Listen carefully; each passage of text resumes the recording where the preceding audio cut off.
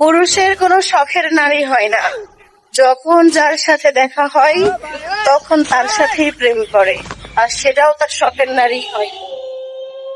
আর এটাই পুরুষের নীতি। ওরে আমার বন্ধুর মেয়ে রে, কথাটুক ফেললো কি দেখো, খালি 12 ভাতারি 36 ভাতারি পুরুষের নামই হইতো।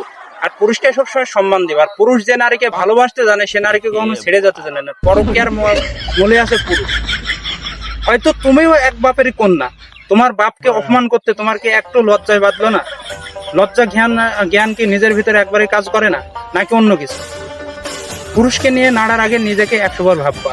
তুমি যদি ভালো হও অবশ্যই তোমার পুরুষও ভালো হবে। তুমি যদি 12 ভাতারি হও তোমার পুরুষও 36 ভাতারি হবে।